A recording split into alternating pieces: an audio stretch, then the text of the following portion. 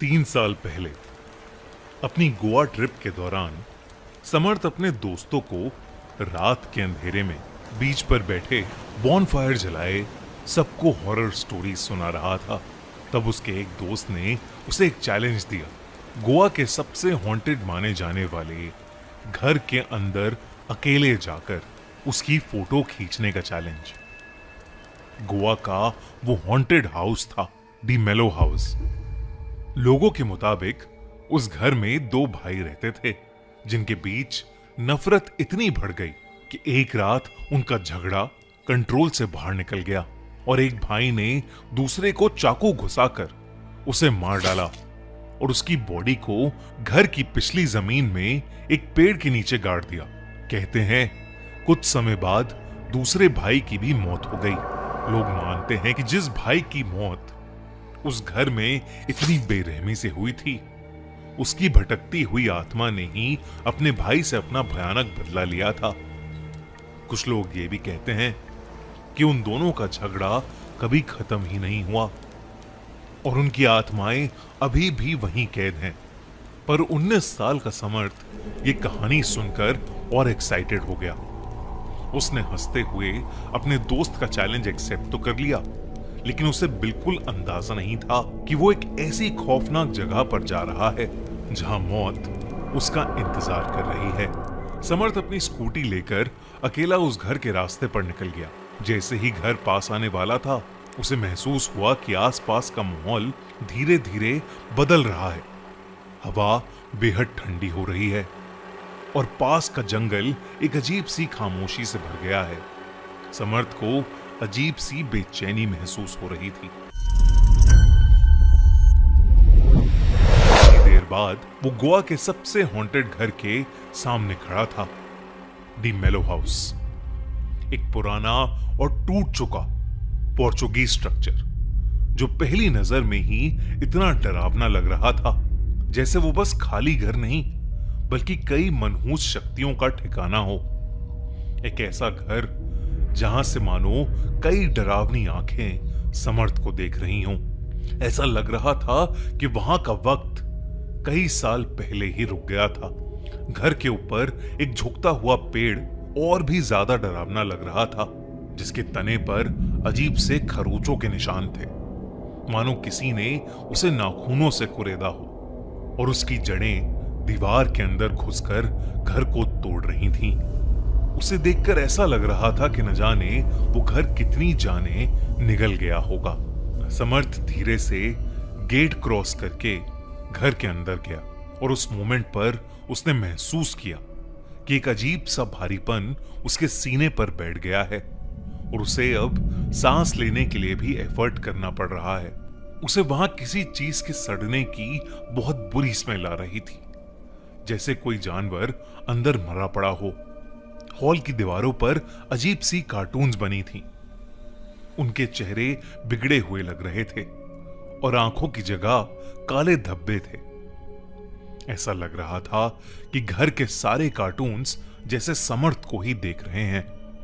समर्थ ने जैसे ही अपने मोबाइल का सेल्फी कैमरा ऑन किया, वो घबरा उठा। उसे कैमरे में 2 परछाई बिल्कुल अपने पीछे दिखी, जैसे कोई उसके बिल्कुल पीछे खड़ा हो। उसने तुरंत मुड़कर देखा,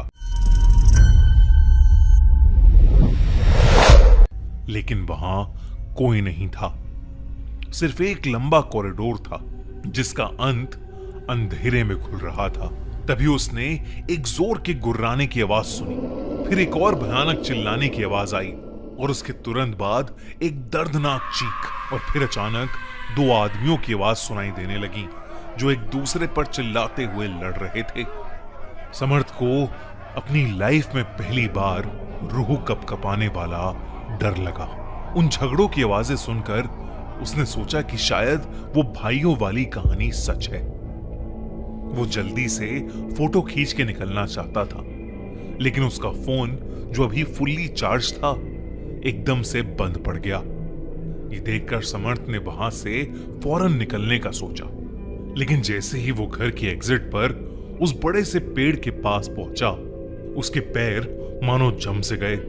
उसने भागने की पूरी कोशिश की, लेकिन उसे ऐसा लग रहा था कि जैसे जमीन के अंदर से किसी ने उसे पकड़ लिया हो। उसने धीरे से नीचे देखा और उसका खून जम गया।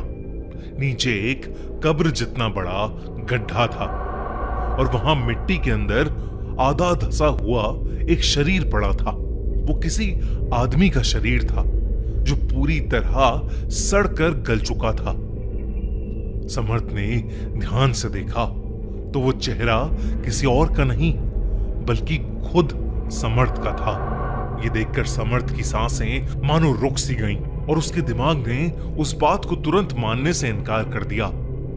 लेकिन उसकी आंखें वहां से हट ही नहीं रही थीं। तभी उसे फिर से वही गुर्राने की आवाजें सुनाई देने लगी। उसने पीछे देखा तो इस बार दो आदमी आपस में लड़ रहे थे। उनकी पीठ समर्थ की तरफ थी पर उनका पूरा शरीर सड़ चुका था। शरीर पर चाकू से बने घाव थे जिसमें से खून बह रहा था। समर्थ काफी घबरा चुका था क्योंकि उसे समझ आ गया था कि ये वही दो भाई हैं जो सालों पहले मर चुके थे। समर्थ ये सब देखकर इतना डर गया कि उसके हाथ से उसका फोन गिर पड़ा। तभी उन दोनों लोगों का ध्यान समर्थ पर गया। धीरे से उनकी गर्दन पूरी उल्टी घूम गई और वो दोनों समर्थ को गुस्से से देख रहे थे।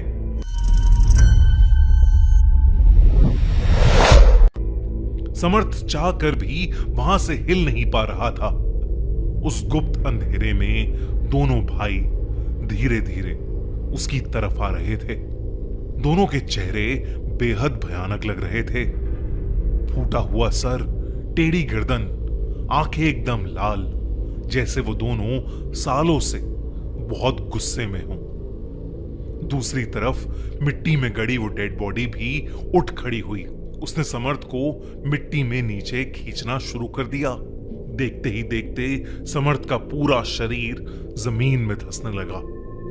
समर्थ चिल्लाया और पूरी ताकत लगा दी, लेकिन उसकी सांस टूटने लगी और धीरे धीरे उसकी आंखों के सामने अंधेरा छाने लगा। जब समर्थ कई घंटों तक वापस नहीं आया तो उसके दोस्त टेंशन में आ गए। वो फौरन समर्थ को ढूंढते हुए निकले। जब वो डिमेलो के उस हॉन्टेड हाउस पर पहुंचे तो सुबह के 5:30 बज रहे थे। सूरज ऊपर आ गया था और रात का अंधेरा धीरे धीरे हट रहा था। उन्होंने देखा कि समर्थ घर के बाहर मिट्टी में सना हुआ पड़ा है। सबने मिलकर उसे बाहर निकाला। समर्थ की सांसें अभी भी चल रही थीं। कुछ देर बाद जब समर्थ की आंखें खुली तो वो अपने दोस्तों से घिरा हुआ था। उसने पानी पिया और वो अब होश में आ चुका था। उसे यकीन ही नहीं हो रहा था कि वो जिंदा है। उसने पूरा किस्सा अपने दोस्तों को बताया, लेकिन किसी को भी उसकी बातों पर विश्वास नहीं हुआ। उन्हें लगा कि ये सब समर्थ का वहम है।